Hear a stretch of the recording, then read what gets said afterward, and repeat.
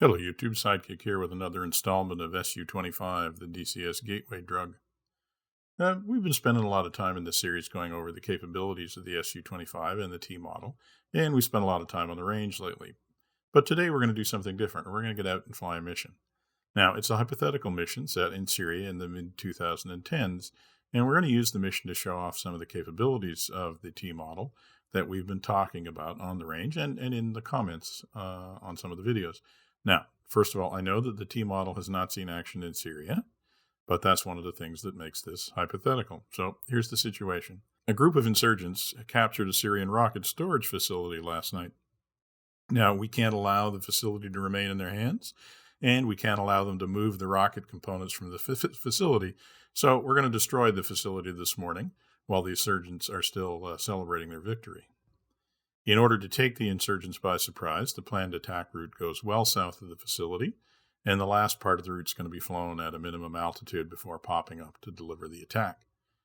The strike element is going to consist of two Su-25Ts, led by a call sign YappyDawg, and carrying KH-25ML laser-guided missiles, and they'll target the storage facility at the west end of the compound. The strike element is expected to make use of the Su-25T's autopilot modes to ensure a precision approach and to make sure that they arrive on target at 7:35, just as dawn is breaking. So, let's go out and see how YappyDawg is doing. Hey, good early morning, Sidekick. You've caught up with us about 10 minutes from the strike zone. We took off from Latakia about an hour ago, letting the autopilot get us this far. Beautiful morning. Looks like it's going to be a beautiful sunrise. Speaking of the autopilot, a couple weeks ago we were talking about how the autopilot can be used on a combat run. Maybe I'll talk through it on this flight, just to demonstrate what we're doing. At the moment we're using the nav mode of the autopilot, 8 kilometers from the next waypoint.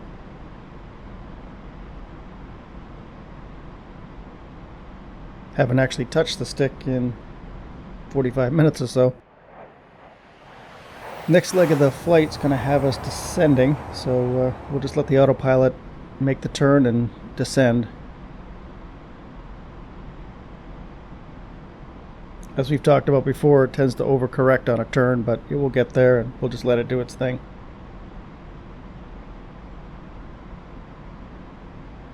And here we go, coming up on the waypoint. I'm going to pull the throttle back since the throttle is not connected to the autopilot. Get the air brakes out.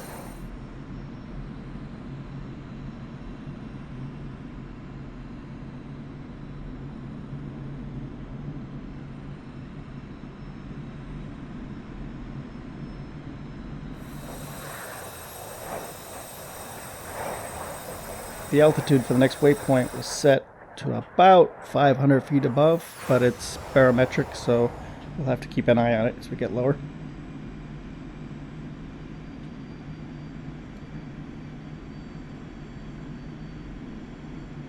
Yeah, looks about right.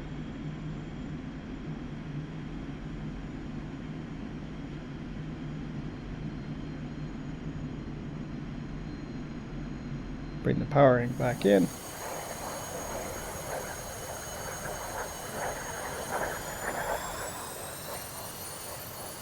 Alright, now we can get a little lower, so I'm going to turn off the autopilot for the moment. Push the nose down.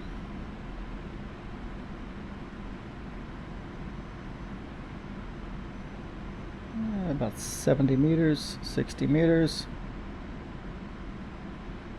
And we'll re-engage with the radar altitude hold.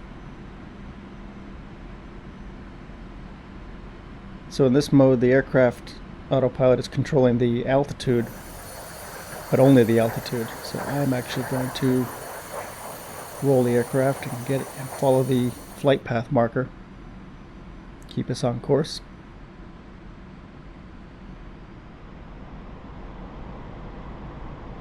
And this relieves a lot of the efforts, but I do have to keep an eye out because it's not perfect at predicting the terrain up ahead.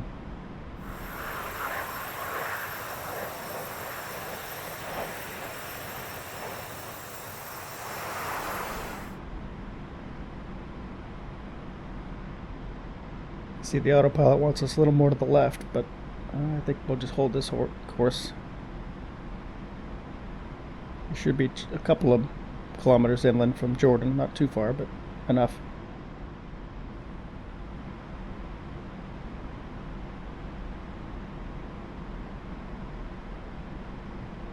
See, it's following the terrain fairly well here. If it were really steep terrain, we might have a problem, but this kind of terrain it can handle with no problem. So in Syria, our biggest threats are the man pads, stingers.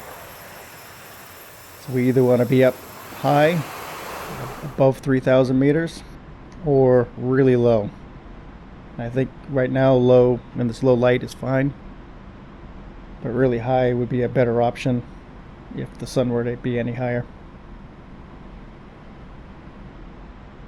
If a stinger were to launch on us, we would have maybe 2 to 3 seconds to react. So they stand a high chance of getting us. So I usually prefer to stay high, but I think in this time of day, we're all right.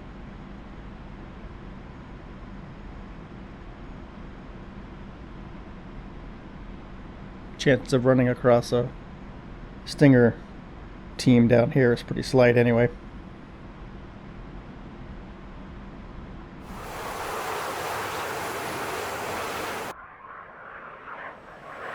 And we're moving pretty quick, so I feel alright. Alright, now we are going to start our pop-up.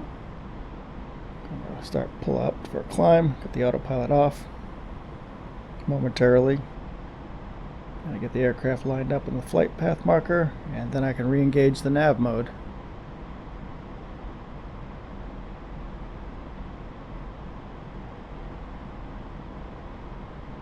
So this should be just a short leg before we turn onto our final attack course. So I could either disconnect the autopilot and turn onto our new course, or I'm just going to let the autopilot do it and just allow the overshoot. We'll be turning onto our final approach course about 30 kilometers away, so there's plenty of time for the autopilot to straighten it out.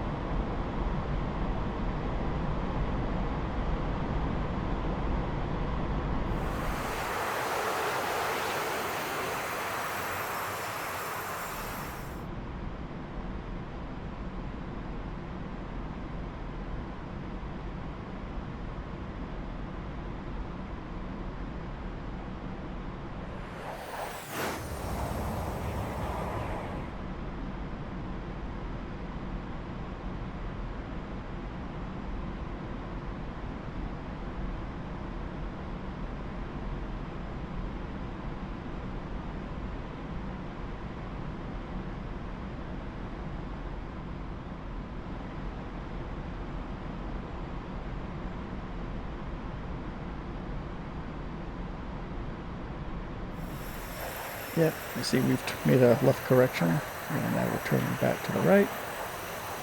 Get lined up.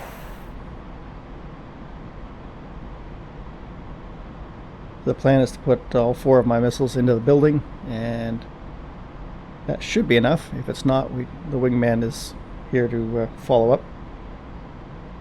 But there may be stingers in the area, so we really don't want to hang around any more than we have to.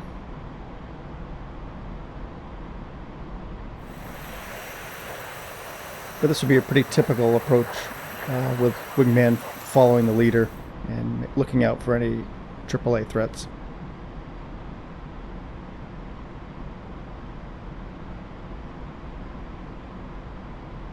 Alright, switching to air-to-ground mode.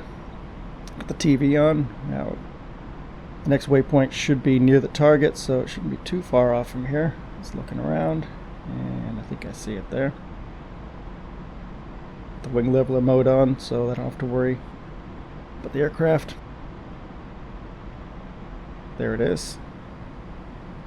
Alright, lean in here, let's try to fine tune. Alright, get a target designated. Start from the right side of the building. 15 kilometers.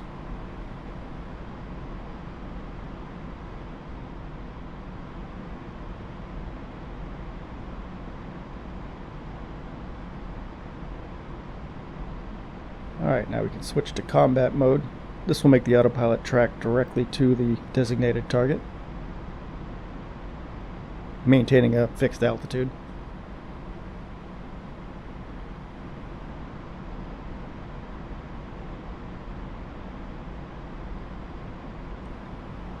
Just waiting for the range marker to come in. It's getting close. We're going to fine tune it a little bit here. Put it right through that window.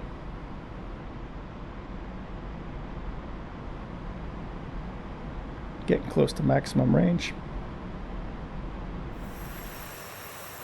Airbag's out. Pull off the throttle. Turn the autopilot off. Push the nose over to descend.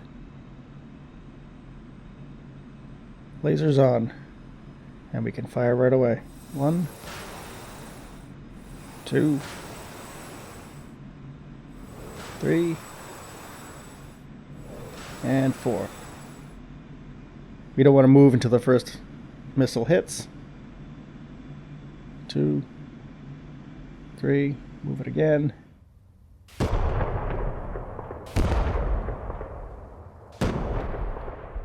And there we go. Power in, dive brakes in,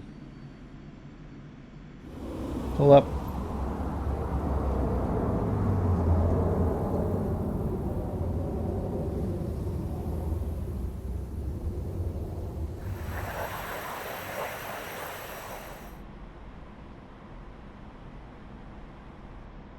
Looking good.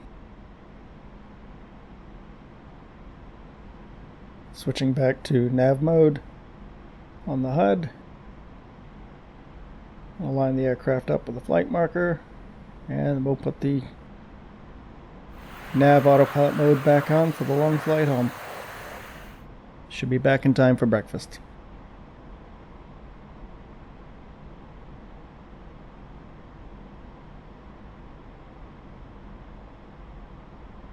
So that's about it. As you saw, we used the nav mode to get us in the area. Used a little bit of radar altitude hold when we were down low. Wing leveler while we were looking through the TV and getting ourselves sorted out. Just sort of an intermediate. Went into combat mode for the actual attack run. Disengaged for the strike, and then back to nav mode for the long ride home.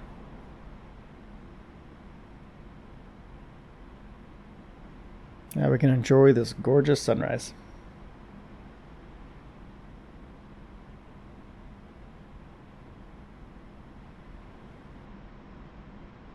That's about all I can say from here, Sidekick, so back to you. Hope to see you in the air soon. Thanks, Yappy, and congratulations on a successful mission. Well flown. Well, that's going to do it for today. Hopefully that's provided a practical example of how to use some of the impressive capabilities in the T-model Su-25. As always, please like and subscribe to keep the videos coming. And do let us know what you think in the comments. Some of the ideas for this video came directly from comments on previous videos, so thanks to those who contributed their thoughts. And for now, this is going to be Sidekick, signing off.